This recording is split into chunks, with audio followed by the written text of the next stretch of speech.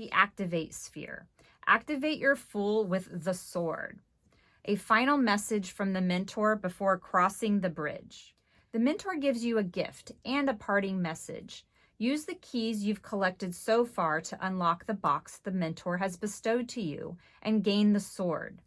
Sword keywords to incorporate into your message from the mentor are thoughts, attitudes, beliefs, ambition, force. It represents the mental level of consciousness.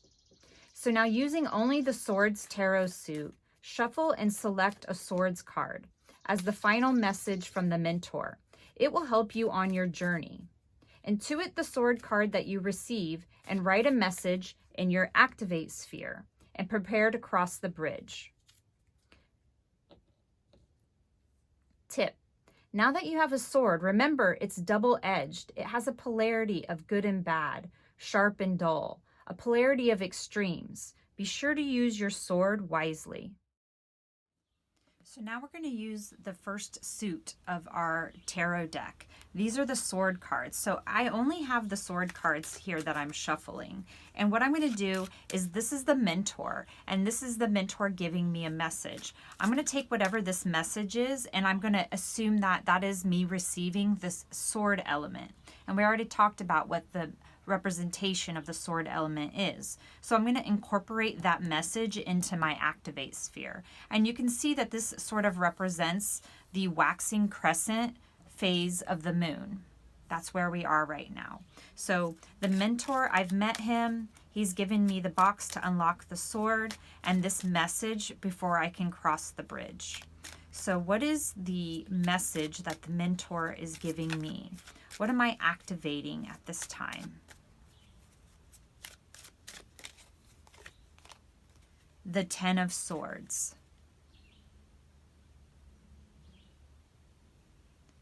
An unexpected betrayal forces you into the next chapter.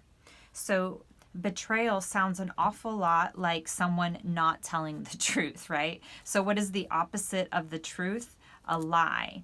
So what I'm gonna do here is I'm gonna write in my Activate, I'm just gonna leave a note here that it's Activate.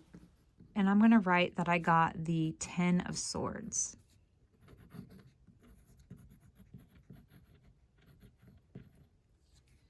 And I'm going to see that a lie is kind of like betrayal. So what I'm doing is I'm activating the truth.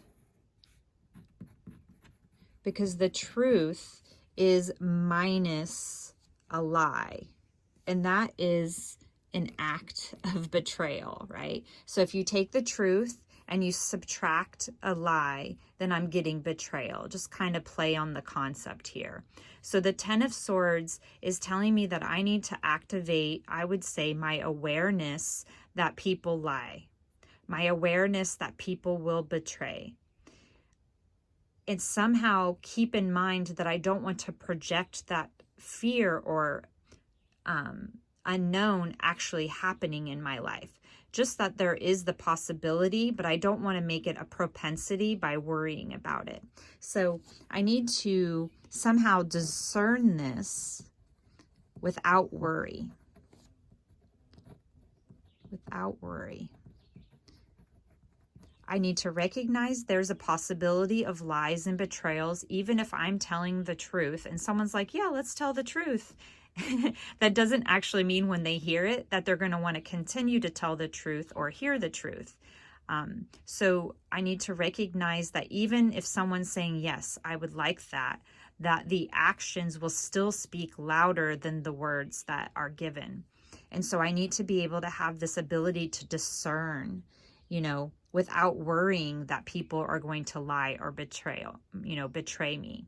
So this is the shadow work. These are the things to overcome from the childhood upbringing, to recognize that even though this can happen, it doesn't have to destroy me or prevent me from trying or moving forward or meeting new people.